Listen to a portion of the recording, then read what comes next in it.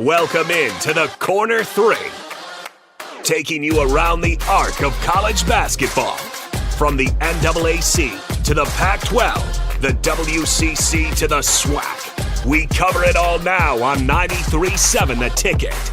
Here is your host, Austin Oerman. That is right. Welcome in. It is the Corner 3 on 93.7 The Ticket and theticketfm.com. As always, I'm your host, Austin Oerman. Appreciate you tuning in here at 6 o'clock on Friday night. This is perfect. We got 1 hour before Nebraska men's basketball takes the court against the Indiana Hoosiers. Nebraska coming off a pretty embarrassing road loss to Michigan State in East Lansing. I'll give you the three big things for Nebraska against Indiana tonight at Pinnacle Bank Arena coming up at the end of the show. But until then, it is the Corner 3 and directionally three things, right? Three things that we have to talk about. Number 3 on the list will be the three big things for Nebraska, Indiana. The second thing will be cancel culture, the first month's impression and the rule of the Week 6 AP poll top 12. But first, we're going to dive into AJ DeBansa signing with BYU over Kansas, Carolina, and Alabama. If you have any thoughts, let me know on Twitter at Austin_Oerman. You see it scrolling down below me right there. My finger's tracking. I'm going the right direction even this time. Look at me go.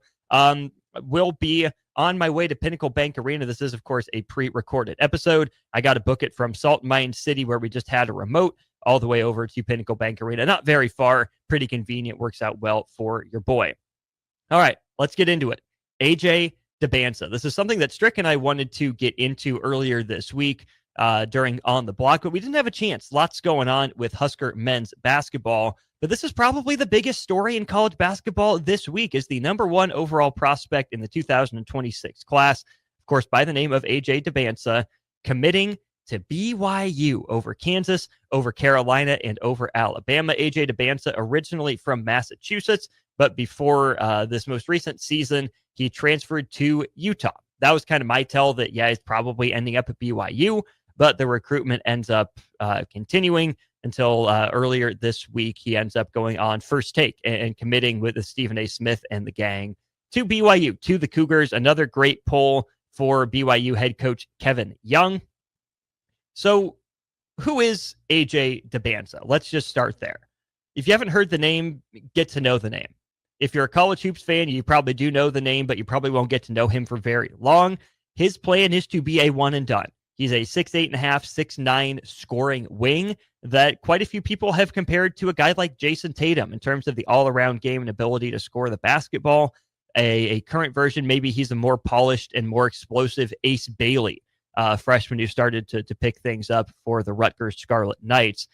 AJ DeBansa is definitely a scoring first prospect, but he does have some passing chops, ability to defend, right? He's 6'8", 6'9", with a 7'1" wingspan. We like to see plus wingspans in prospects, but the major selling point for him and for BYU is the scoring. Already, NBA executives think that AJ DeBansa is a guy who has a really good shot and even gotten some predictions to be a guy to lead the NBA in scoring one day. As a 16-year-old at Peach Jam playing in the 17U division, he led it in scoring. And then second year in the 17U division, he finishes second in scoring. The man knows how to get buckets, right? He is explosive attacking the rim. He can pull up from the mid-range. Of course, he can shoot it from 3 as well. He's got the ball in his hands a lot, and his teams asked him to put the ball in the basket a lot. He responded. He's a really good scorer, right? Pretty polished already. So I think that BYU is getting a guy that will be able to break them out of plenty of scoring slumps, right? Kevin Young's offenses have been pretty good in NBA history, right? And then BYU cooking so far this year. You should not compare AJ DeBansa to a guy like Igor Demine, who's BYU's stud freshman this year, going to be a lottery pick. DeBansa is going to be even better than him, right? Demine has such good feel for the game. He's a really good passer, can get a bucket when he needs to, but DeBansa is a pure bucket. That's what he is. That's who he is. That's what he does. It's a different sort of prospect for a guy like Kevin Young. Think maybe Jackson Robinson, like Mark Pope had at BYU a couple years ago before Robinson followed his head coach to Kentucky. But DeBansa's a little bit bigger, certainly stronger, more explosive, and more consistent than even a guy like Jackson Robinson is right now. So AJ DeBansa going to BYU. He'll play in Provo. He won't play in Lawrence. He won't play in Chapel Hill. And he won't play in Tuscaloosa. he said no to Kansas, right? Kansas is a program that certainly isn't recruiting freshmen at the same rate it did, back a decade and change ago, right? He's not a Josh Jackson. He's not a Ben McElmore. He's not a Joel Embiid type.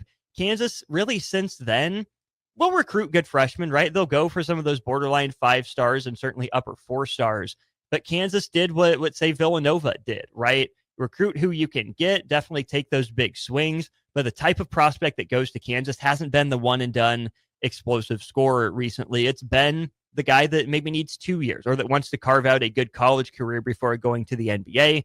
Kansas has certainly gone into the portal and gotten older rather than younger. Alabama playing a modern up-tempo style. Pretty egalitarian, though, right? It's Mark Sears as the headliner for the Crimson Tide this year, but Nate Oates has done a really good job with his offenses of being pretty unpredictable, right? They're going to score a lot of points. That's going to be a lot of guys with a lot of touches. And I think AJ DeBansa is good enough that he deserves to be the focal point of an offense, not just another cog in the wheel. And that brings me to Carolina. When I read this from Matt Norlander of CBS Sports, I started laughing so hard. The pitch for Kansas, right? Could have played at Kansas, one of the blue bloods, the landing spot for some of the best basketball players in history. Could have picked Alabama, which turned Brandon Miller into a top 3 pick, has been one of the best programs of the last 4 or 5 years. But here's Carolina's pitch, according to Norlander. I'm just going to read this word for word and see if you laugh as much as I did. North Carolina pitched him a vision of being the next all-time scoring superstar to wear Tar Heel blue, following in the footsteps of Michael Jordan, Vince Carter, and Jerry Stackhouse. Okay, perfect. That makes sense, right? You want to be his Airness 2.0. Vinsanity. Yes. Jerry Stackhouse, underrated when it comes to scoring the basketball on the college level and then in the NBA. Here is the part where I needed an oxygen mask. They referenced how Zion Williamson's net worth skyrocketed by choosing to play at Duke instead of Clemson, laying out what one season at a blue blood did for his career in advance of being drafted by the New Orleans Pelicans, including a shoe deal worth upward of $50 million before ever playing an NBA game. North Carolina literally used Duke as its recruiting pitch. Think about that. Not, hey, what can Hubert Davis do for you? Not, hey, you can run the show at one of the 5 blue bloods in college basketball. Not, you look good at Argyle and Baby Blue. Not, look how much fans are going to love you. Not, we need you to stop the run of really lackluster NBA talent. Literally, North Carolina's sale pitch was, look what Duke did for Zion Williamson. Are you kidding me? Are you kidding me? North Carolina, where is your self-respect? Are you okay? Do you need a therapist? You literally made your strongest sales pitch. Look what Duke did for Zion Williamson.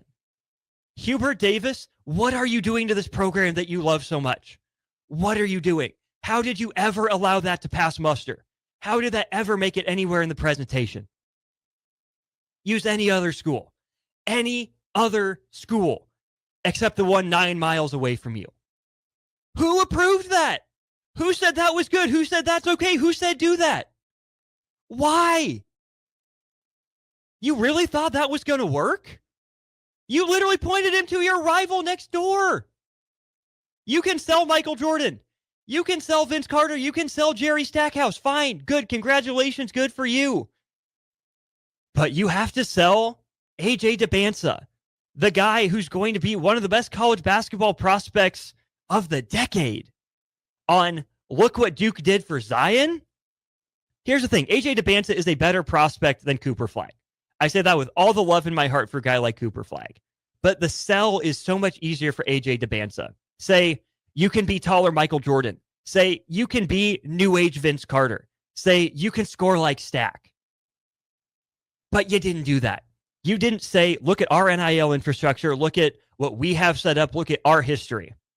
You literally had to point down the road to Durham. You literally said more about Duke than about yourself in your sales pitch. No wonder he didn't go there. And guys, do not get me wrong. Don't get me wrong. I love it. It is so, so sweet to me that's Carolina's sales pitch. Look what Duke did. Carolina's older brother, right? I get that. I understand that. Carolina has been doing this longer than Duke has. I don't know if Duke's caught Carolina. Feels like they have, at least to me. That's a great debate for another time. But here's the thing, y'all. Carolina didn't sell itself. Carolina said, you want to be the next Zion? Guess what? Zion went to Duke, and you said as much. Sell yourself. Don't sell your rival. I wouldn't go there if in my recruiting meeting, North Carolina brought up, hey, look what our rival did for someone. No, I don't care. You're recruiting me, not them. That's soft. That is a wild look for what should be a proud basketball program that, to be fair, has fallen on some, I don't want to say tough times, but certainly unsteady times.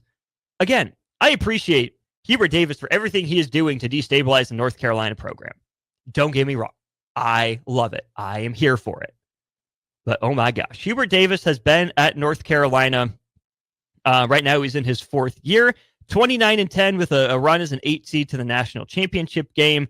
20-13 missed the tournament as preseason number 1. Lose in the Sweet 16 last year as a number 1 seed. And then this year they're off to a 5-4 start. Putting the ball in the basket pretty consistently, but not defending. The fewest points per game a Hubert Davis-led team has allowed is 70.9. That was in the year they missed the tournament. The offense has been good, 78, 76, 82, and now 86 points per game. But Hubert Davis, come on. I expected so much more from you. Not necessarily in terms of wins and losses, right? I was skeptical of the hire. It's been okay, right? I mean, making it to a national championship game in year 1 is nothing to cough at. Nothing to sneeze at as well. Making a Sweet 16 in year 3. But missing the tournament as a 1 seed, and now your recruiting pitch to arguably the most important college basketball prospect of the 2020s is, look what Duke did for Zion Williamson. That is so unbecoming of a proud program. I love it, and I am here for it. Wrapping up on AJ DeBansa, why does he decide on BYU ultimately? It's not the money. Every program matched the $5 million price, right? So, okay, sure, it's about the money, but money wasn't necessarily the determining factor. Every school met that price, as all 4 of those schools should. $5 million's a lot. They'll make it back in marketing. They'll make it back even in the NBA when he's there, right? It's a small price to pay for everything you're going to get from AJ DeBansa. He also has money coming in from Red Bull. He's a Red Bull athlete, just like Nebraska's Bergen Riley. He's also got Nike money right now, but that Nike contract does expire in June 2025 before he gets to campus. So we'll see if he and BYU renegotiate with Nike, or if he finds another shoe company that's willing to pony up and take, again, probably the best prospect of the 2020s into the NBA. So moving to Utah, right, he's comfortable there. His family is comfortable there. But I think one of the biggest reasons that AJ DeBansa said is Kevin Young. The role that Kevin Young has played for BYU is pretty massive, right? A guy like Igor Demine coming, NBA type guy, going to be a one and done, savvy ball handling prospect. Guess what? Kevin Young's NBA system, bringing what he did from Phoenix's NBA experience and connections. Big selling point for Igor Demine and a huge selling point for AJ DeBansa. He loves the NBA connections. He loves the Kevin Durant connection specifically. Durant was one of DeBansa's favorite players growing up. And this is why NIL can be a leveling agent more so than something that's expanding the gap between the haves and the haves not. BYU is not a basketball power. BYU has had some basketball success, right? It's not terrible. You think back to late 2000s, early 2010s with a guy like Jimmer Fredette in the fold. They've been playing in the West Coast Conference before their move to the Big 12. But it's not a basketball powerhouse by any stretch of the imagination. Not nearly the same cachet there as, say, BYU football had. So it is not to be underappreciated what hiring an NBA guy in Kevin Young has done for that program and what the boosters have done for that program, right? Keeping Kalani Sitake around for football, investing in that program. But it's really been basketball that's taking the leap in NIL. And they had to, right? BYU is a splash player. Yes, Duke is still, I believe, number 1 in the 2025 or 26 recruiting ranking. Let me get that pulled up.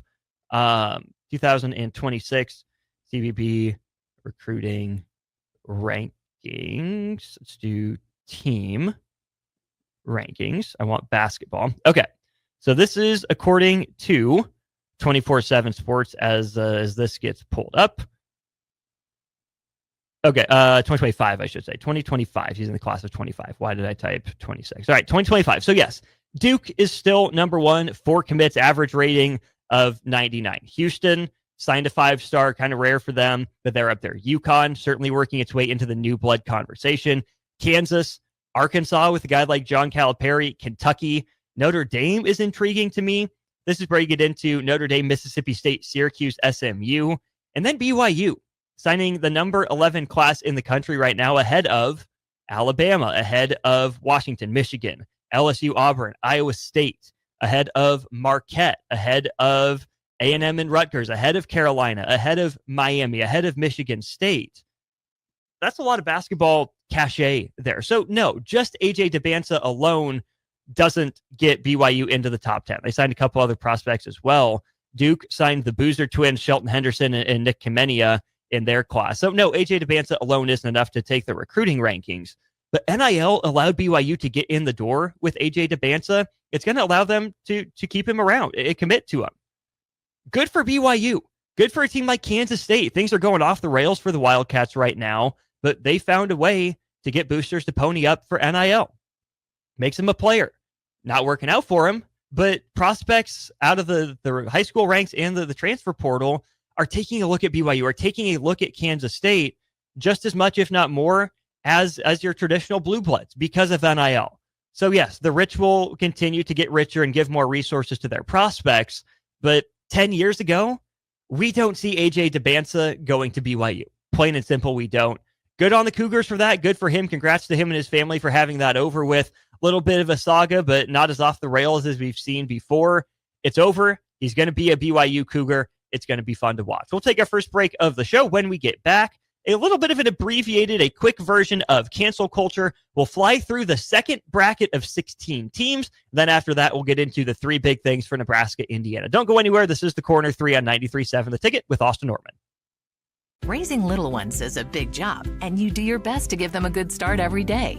That means making sure they're well cared for while you're apart. You work hard, but it's not always easy to make ends meet. There may be help. Find out if you qualify for Nebraska's Child Care Tax Credit for working parents. You could be eligible for a credit of up to $2,000 per child on your next tax return. Learn more at nebraskachildcaretacxcredit.org. Brought to you by First 5 Nebraska and Nebraska Children and Families Foundation and aired by the Nebraska Broadcasters Association and this station. You can help fight deadly diseases like RSV and influenza while getting paid for your time.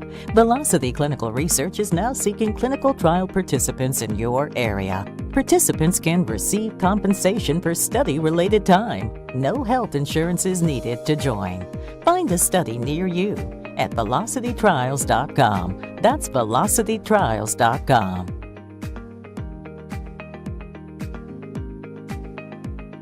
Ryan, with all this red and all these people around, I'm still not seeing the tailgate. Todd Spidell, former body shop owner, terrible driver. We're getting close. Now, did you know with 3 locations in Lincoln and hundreds of years of combined technician experience, we can get Husker fans back on the road even quicker and safer after their tailgate mishaps? Oh, Todd, turn left right here. Left or right? Left, right here. Right?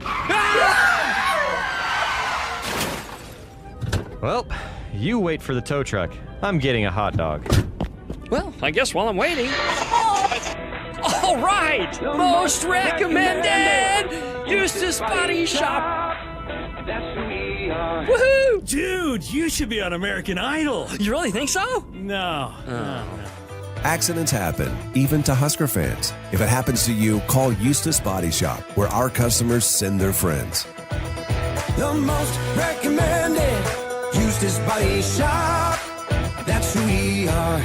At Anderson Ford, we offer a 5-day return or exchange policy, so you can make sure the vehicle you choose is the best vehicle for you. No pressure. Right now, lease a 2024 Ford F-150 for $395 per month. Experience better at Anderson Ford. Stock number 1003769, $395 per month lease for 36 months with proof credit, 7,500 miles per year, $5,250 to signing, no security deposit required. Tax, title, and license fees extra. Residency restrictions apply. Program subject to change. Must take new retail delivery from Anderson Auto Group by 11/30/24. See delivery details. Ever wish you had another light switch on the other side of the room on a dark night? How much better would you sleep at night if you had a ceiling fan in your room? The High Electric Service Department is here to make your electrical what-ifs a reality. Whether you're looking to replace some outdated light fixtures or brighten up your counters with under-cabinet lighting, High Electric can handle all types of residential electrical installations and services. Give Erica a call at 402-466-6606 or visit high-electric.com to get started. General Fire and Safety has been keeping Lincoln businesses and commercial structures safe for more than 50 years. From a simple fire extinguisher to full fire suppression systems, Lincoln has trusted General Fire and Safety to provide top-of-the-line products, installation, and maintenance. If you're starting a new business in a brand new building, call on General Fire and Safety to help you plan a fire safety system that fits the specific needs of your business, employees, and customers. Call General Fire and Safety today at 402-261-0116. Rashawn Jackson here for Bauer Infrastructure, a veteran-owned local company proudly serving Lincoln, Lancaster County, and the surrounding areas. Bauer provides quality work at an affordable price, and they're growing rapidly. If you want to experience a career with a fast-paced, family-friendly environment, visit BauerInfrastructure.com. They have top-of-the-line benefits, year-round work, even through the winter. Bauer, usher in the new era of infrastructure to an area near you. And as always, go Big Red! Back to the Corner 3 on 93.7 The Ticket. Here is your host, Austin Oerman. That's right. This is the Corner 3. I am your host, Austin Oerman. Appreciate Big Voice Bob for the intro there. Just got done talking about AJ DeBance's commitment to BYU. Moving on to the second bracket out of 4 for cancel culture. The previous bracket of 16 teams, the previous quadrant was the No Nerds bracket. We looked at the Ken Palm, Evan Miyakawa, and Bart Torvik rankings for teams that are just a little too imbalanced or maybe just don't check out on offense or defense. So we canceled 16 teams. We are not double canceling teams. So we have 16 teams off the list. Last time we canceled Tennessee, Iowa State, Cincinnati, Texas Tech, BYU, Marquette, Ohio State, St. John's, Illinois, Ole Miss, Kansas State, Michigan State, Villanova, Maryland, Iowa, and Wisconsin. We will not be canceling any more of those teams. That is the first bracket. We're doing our first month impressions bracket right now. Before we get into that, an interesting note from a number of people on Twitter is the AP poll for week 6 has really been the cutoff in determining who the 12 teams with a chance to win the national championship have been. Dating back to the 2003-2004 season, with the exception of the 2019 and 2020 season where there was no tournament held, every NCAA tournament champion has ranked in the top 12 of the week 6 AP poll. And honestly, it could be top 10, top 9, except for 2015-16 Villanova, who did rank just in the top dozen at number 12. Other than that, the previous low was 2013-14 UConn at number 9. And really the better gauge is top 7.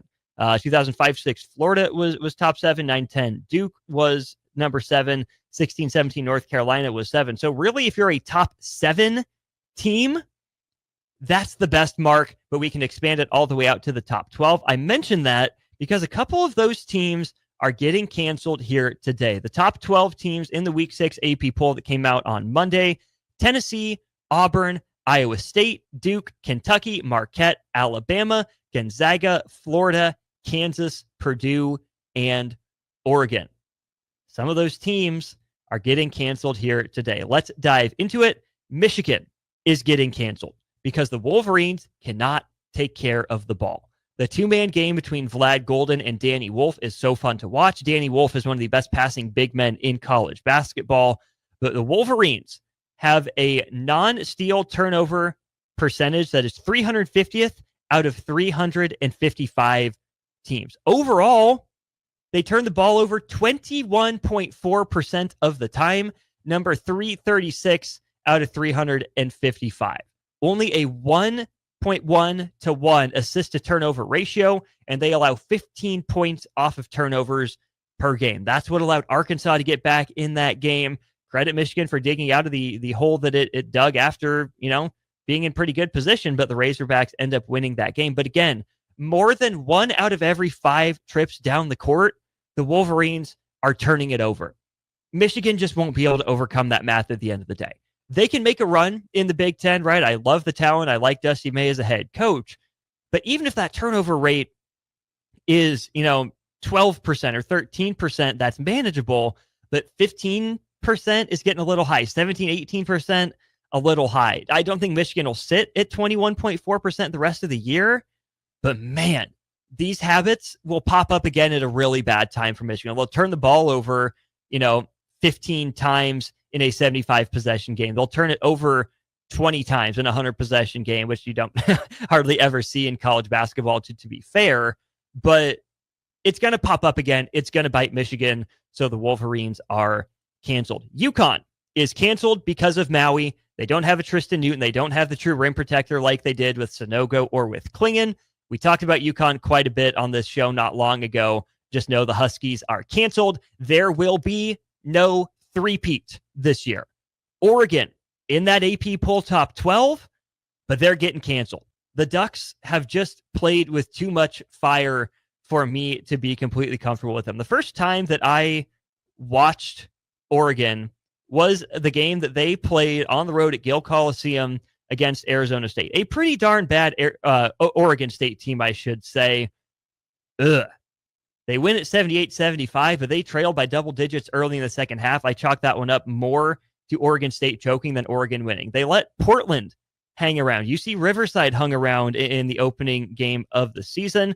They had a great run at the Players Era Festival, right? Beat A&M by 10, beat San Diego State by 10, and then beat Alabama in the finals in Vegas. So trust me, the top-end talent is still there, but then against a mediocre at best USC team on the road again, they trailed late into the second half before pulling away and winning that one 68-60. UCLA just got them on the no longer treed court, right? Oregon got rid of its court that was very hard to see with all the trees on it, but UCLA got them to kick off conference play. Oregon's good. Don't get me wrong. They are absolutely a tournament team. There's going to be a little bit too streaky, and I think those first couple rounds could be dangerous for them.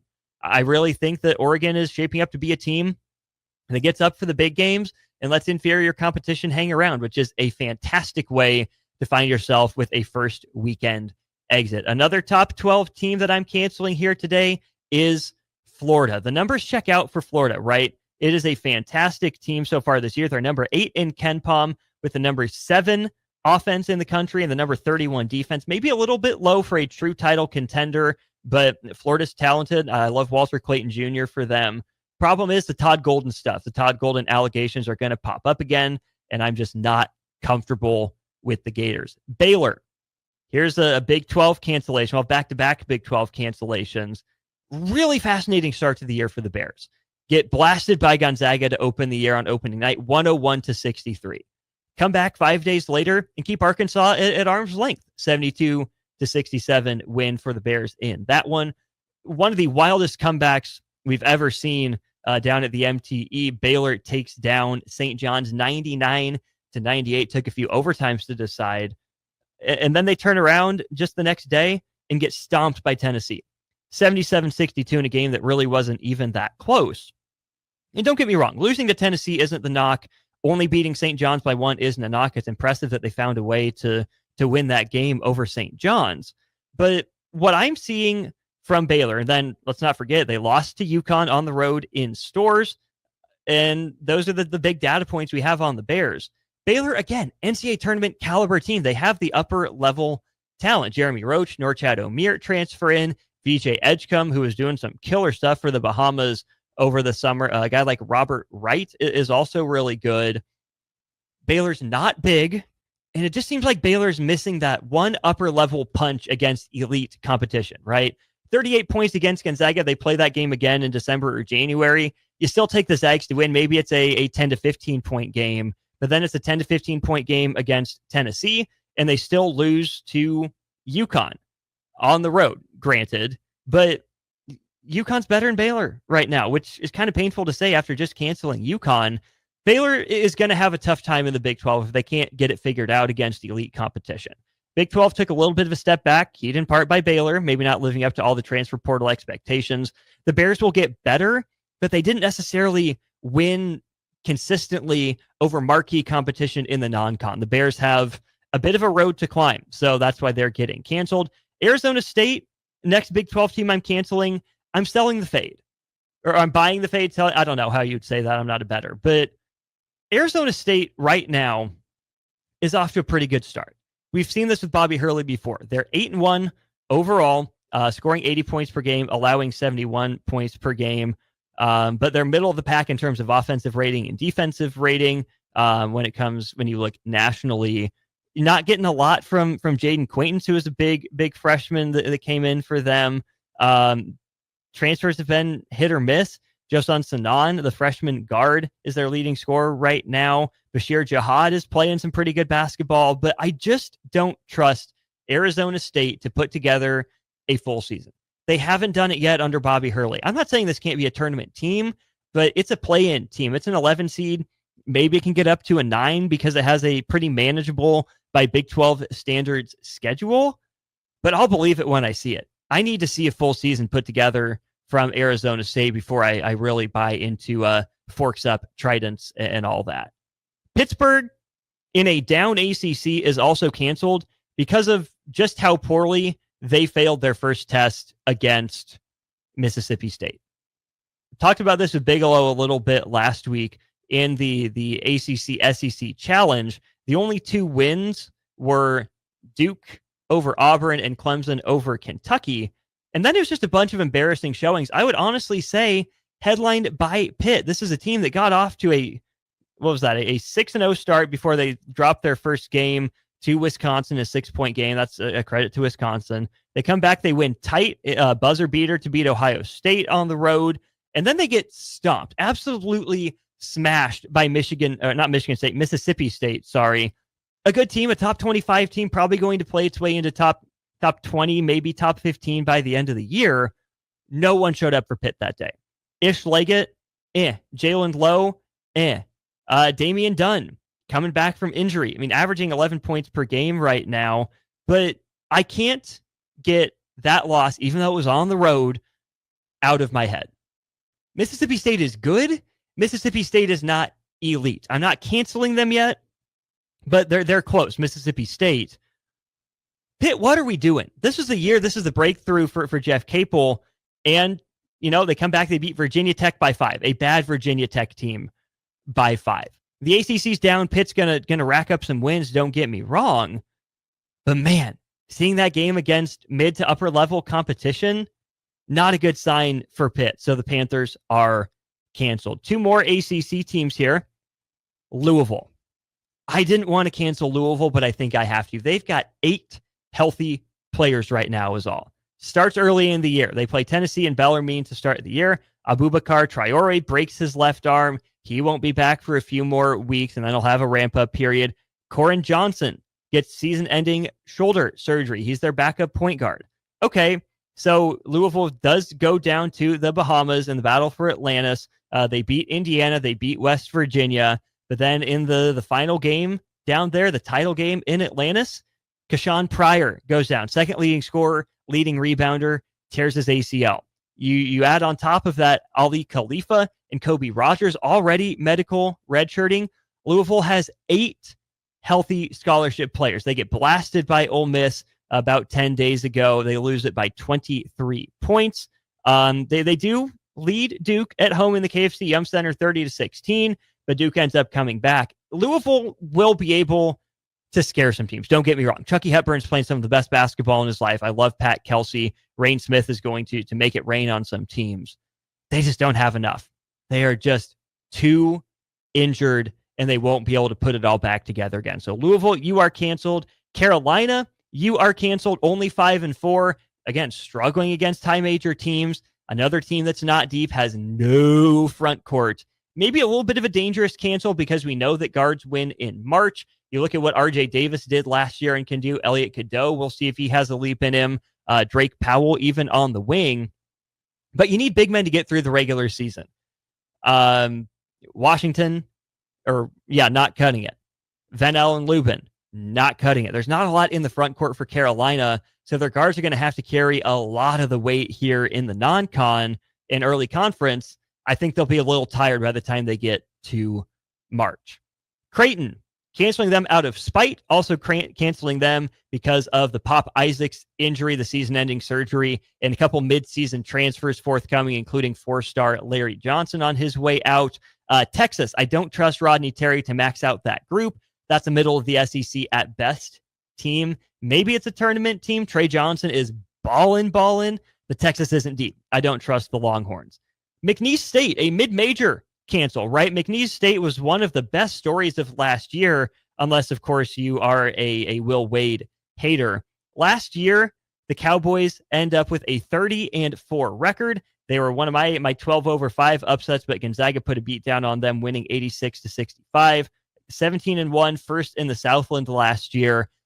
McNeese State is going to need to win the conference tournament to get in, but even so, I don't think they're going to have the same success. No Shahada Wells is going to end up hurting him. He was so good for them. Christian Shoemate, another guy that was really good for them. He's been consistent, right? But he's not enough. Sincere Parker hasn't completely replaced Shahada Wells. You have some depth pieces back. Quadir Copeland, not a guy that's integrated maybe the way Will Wade wants. And they missed their high major opportunities.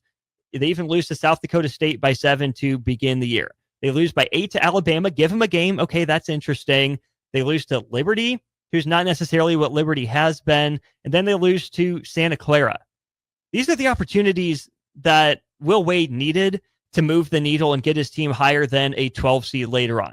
Will they win the Southland again? Sure, I buy it. But the offense has taken a step back. The defense wasn't all that great last year either. McNeese just isn't the same team. That's why they get canceled. All right, Mississippi, imbalanced. The running Rebs right now in the top 20. Let's go to the Ken Pom numbers. Right now, Mississippi, not Mississippi State, but Ole Miss, 8-1, number 12 offense, but number 70 defense. And I said this when I was doing my SEC preview. That's just not a very Chris Beard formula. I'm not comfortable with it. Maybe he's changed his stripes, but I think Ole Miss is going to fall off with a bit of a tough run through the SEC. Tournament team, sure. But again, another team that I have on first weekend exit alert. San Diego State, I'm canceling. That's a tournament team. Certainly not the same upper level talent. Clemson, I'm canceling Clemson. They beat Kentucky. They did it at home. Good for them. Brad Brownell seems like he has the Tigers rolling. They're ranked in the AP poll. But here's the thing. Ian Shefflin is their best player. He should be in the Big Ten. He is a perfect Wisconsin player. He is a perfect Purdue player. Perfect Northwestern player. I could see him carving out a role at Michigan State. We all know Big Ten teams don't win titles.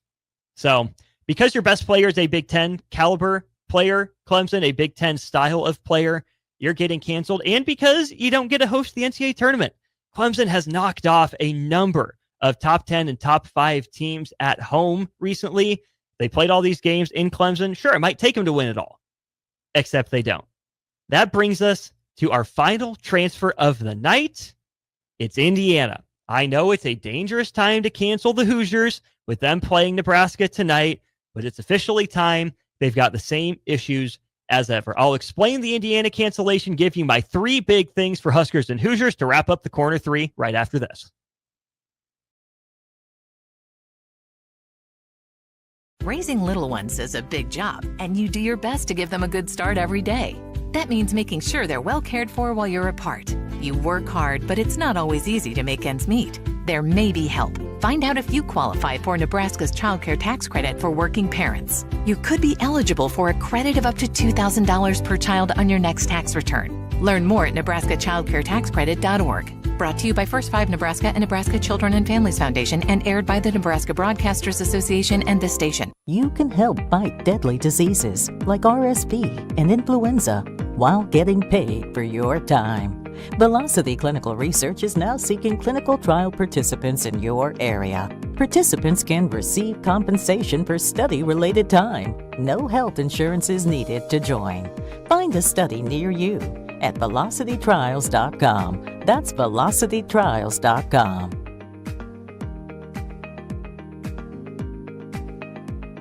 Ryan, with all this red and all these people around, I'm still not seeing the tailgate. Todd Spidell, former body shop owner, terrible driver. We're getting close. Now, did you know with 3 locations in Lincoln and hundreds of years of combined technician experience, we can get Husker fans back on the road even quicker and safer after their tailgate mishaps? Oh, Todd, turn left right here. Left or right? Left, right here. Right? Ah!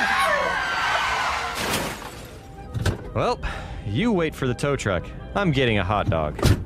Well, I guess while I'm waiting... All right! Most recommended!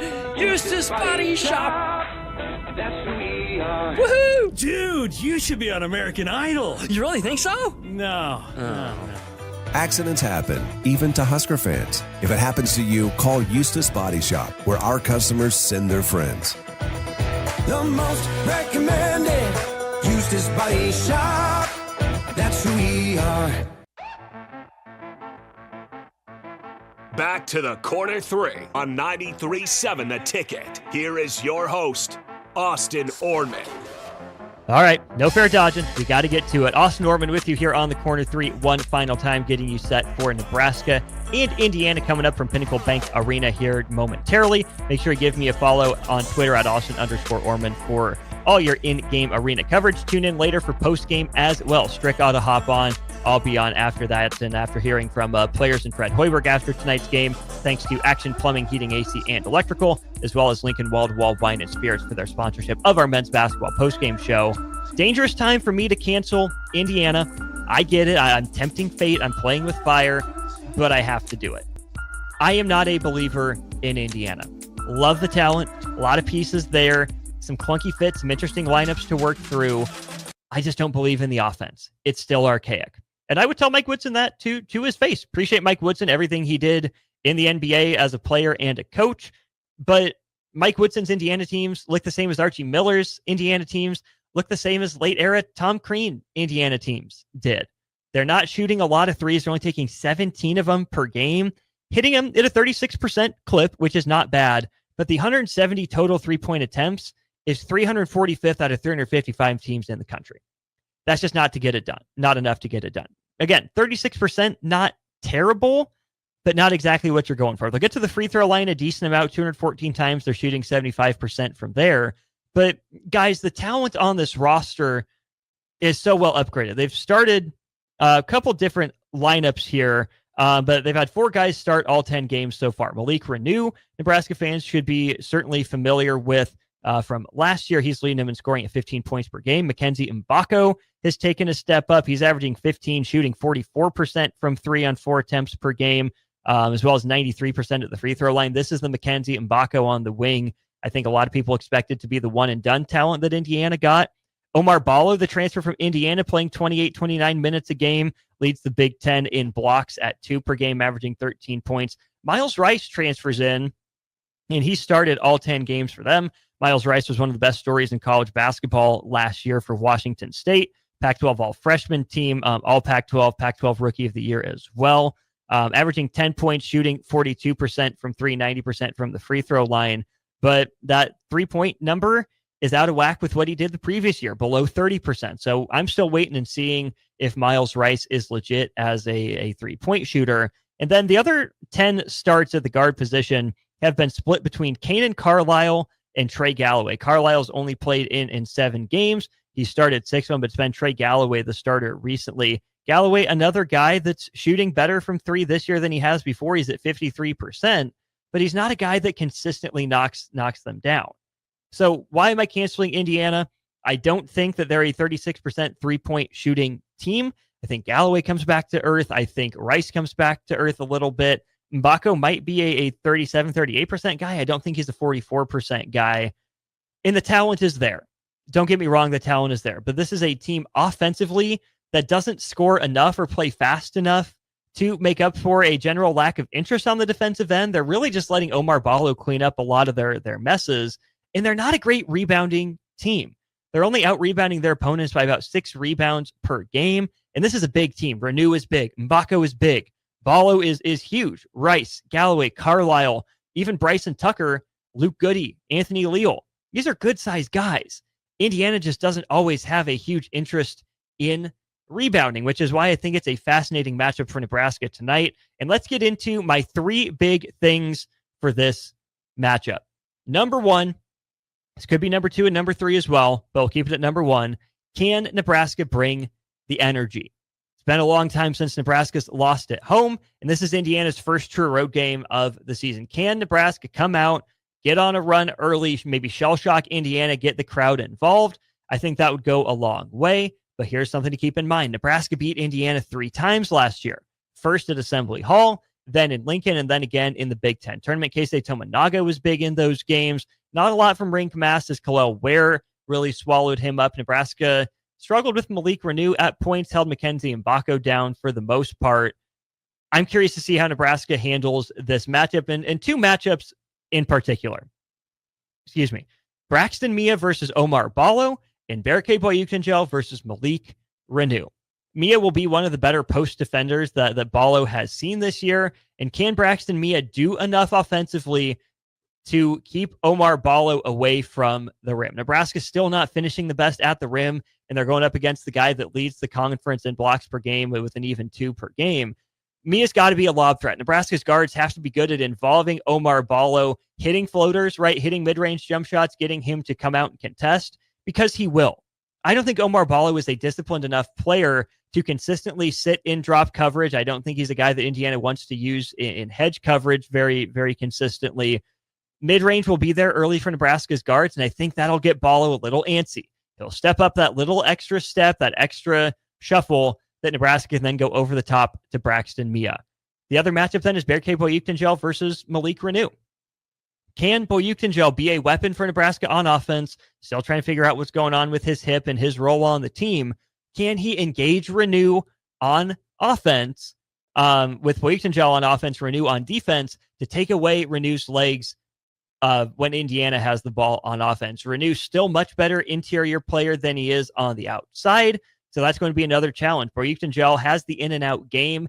I still view him a little bit better on the perimeter than I do internally. How will Boyukengel hold up in the post defensively? And can he save himself some work on defense by making Malik Renew work on offense? Then it comes down to the backcourt.